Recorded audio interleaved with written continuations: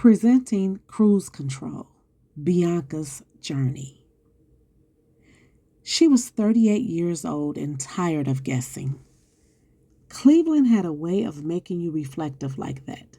Gray skies stretching over the Cuyahoga River, the flats glowing at night like they were trying to convince you not to give up on something just yet. Bianca stood near the railing outside Punch Bowl Social, watching the river move slow and steady, wondering why her own life felt stuck in neutral. Yasir was late. Not late, but Yasir late. Bianca checked her phone, then slid it back into her purse. At home, her 5-year-old daughter Brianna was probably asking her grandmother for a bedtime story. At the brief thought of that scenario, guilt tapped her on the shoulder like it always did when she tried to have a life outside of motherhood. Bianca. She turned, and there he was, 5'11", deep brown skin, wearing a black tee, black Timberland cap, crisp blue jeans, with a half smirk, half deep thought expression on his face. That same thoughtful look that always made her feel like he was listening even when no one was speaking. "What's going on with you, girl? You always look like you're contemplating 5 different futures," Yasir said as he stepped beside her. Bianca laughed softly. "Only 5? I must be having a good day." They went inside. The sound of laughter and bowling pins crashed, filling the space between them. The flats had that type of energy, almost like an adult playground by the water. They sat with drinks in hand, conversations flowing the way it always did. Music, work, and Cleveland politics, even though Yasir technically lived in Pepper Pike, a nearby suburb of the city. "My oldest hates that I moved to the suburbs," Yasir said, shaking his head. "Says there's too many rules." "Well, rules are underrated," Bianca replied. "A little structure never hurt anyone." He looked at her then. "You've always been like that. It seems like you have every move planned out." She was silent, thinking. That was part of the problem. They'd known each other long enough for the silence to be louder than the words. He knew she had been married once, and that marriage resulted in one child and a trail of tears. What he hadn't realized was that the relationship changed everything about how she measured risk and time. She knew he had 3 kids, all under 18, 2 different mothers, no marriages, but plenty of responsibility. Still, they circled each other. "Yasir," Bianca finally said, setting her glass down, "can I ask you something without you deflecting?" He smiled, already guilty. "That depends." "Why do you hover?" she asked. "I mean, you show up, you check in, you flirt halfway, but you never make a move." He leaned back, exhaled slowly. "Did you ever think maybe I don't want to rush something that actually matters?"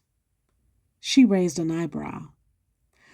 "Or maybe you are trying to reel me in so that it feels like we've made a real connection without actually building a foundation." He laughed quietly. "I'll give you some of that, but you're not completely right." "I don't need clues," Bianca said. "I need clarity, boldness, confidence. Otherwise, it feels like mixed messages. And I'm too old for that." His eyes softened. "I want you, Bianca. I always have." The words landed, but this time she didn't allow them to explode. They settled. "But?" she asked. "But I'm learning how to be steady," he said. "I've lived rocky most of my life. Between my crazy childhood and the drama in past relationships, I've been in a constant what's next mode. Watching your kids get older will make you move differently. So will mistakes. She nodded. I get that. Trust me. They sat there close enough to feel each other's presence, far enough to respect the moment. Bianca quickly thought about how easy it felt to talk to him, how her mind drifted to him even when other daily distractions tried to compete. I'm not ready either, she admitted. Not fully. I want space, but only sometimes. I want connection, but not chaos. Basically, I need things to move in the right direction, but not too fast with setbacks along the way. He smiled. Cruise control. She laughed, surprised. Yeah, that's exactly it. Cruise control. The night had cooled, and the atmosphere felt quieter, like it was holding its breath. Outside, the lights from the flats shimmered.